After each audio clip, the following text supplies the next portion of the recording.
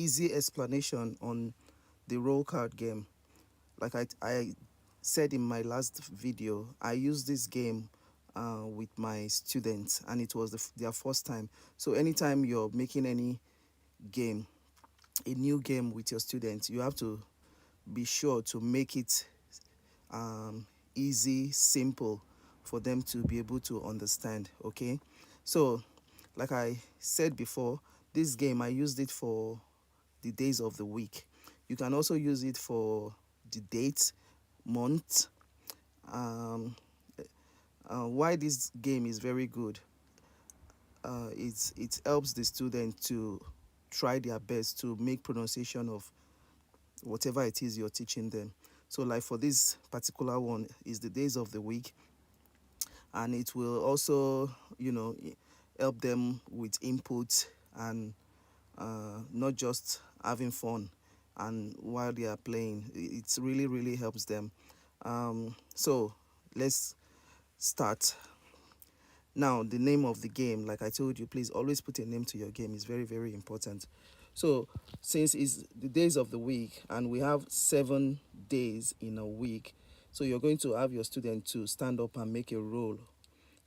7 students must be in a row.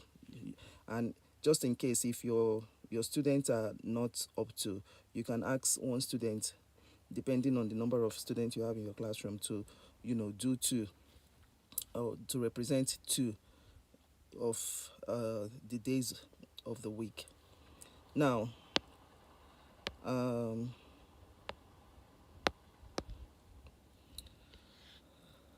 so it's very very important that students stay in line. The students on the line are 7 in numbers. um, to make it very easy for your student to understand, and the way I did it to make it easy for my student to understand the game, I I asked for 7 students to come out. So when they came out, they stood online, and I had the days of the week, me very small card with days of the week written on it. I shoveled the card, um, and I also let the student know that there shouldn't be any cheating. They should just abide to the rules and regulation, because it's very very important you reinforce all the rules and you let them know. So now this card, I shuffled it, and then I assume that these are the students standing. I gave them the card. You can see the first student, Tuesday, Sunday, Monday. All the cards are not, in the right order. They are all randomly. Uh, I shuffle the card, and I ask the student to bring out their palm. When they bring out their palm, I place this card face down on their palm, so that they don't have to look at the card. It's only when they hear ready go, they will now have to look at the card and then know the day they have with them.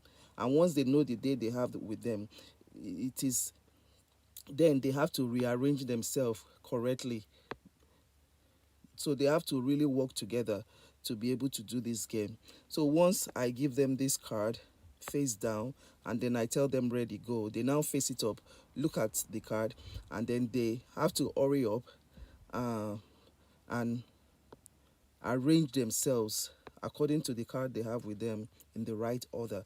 And once they finish, they have to sit down quickly and raise their hands up. Okay, it's very very important. This will allow the teacher to know which role finished early. And once after showing them, you have to now ask them if they have any questions. And if they say no, you will still ask a student to explain in Japanese. It's very very important. And that is where the importance of learning Japanese, comes in. It is very very important. As an English teacher here in Japan, you must know how to speak Japanese. Maybe not deep Japanese, at least know the basic, so that you don't even have to go to school to learn it, because I did not go to school to learn it, because I needed it to make explanation with my students, to even make friends.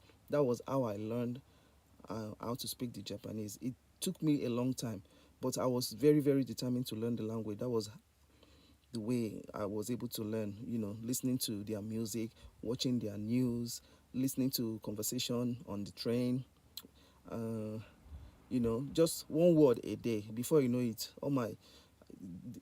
before I could just say, like, if I want to ask them where is the train station, I'll tell them Eki. Once you say Eki, they know you're looking for a train station. But this time around, I can now, you know, say it in a full sentence. Simasen Eki doko deska. So it's very, very important you learn the language. Don't say, you don't need the language. It's after here. Where do you need it? No, you need it. Can you believe it? You won't even believe it that other countries all over the world, like America, I'll just use America as an example. Japanese is a subject for some of these students. So it's very, very important you learn the Japanese teachers. So once the student explain everything in Japanese, and then you are okay with the explanation, then you now tell the other student, okay, so let's do it.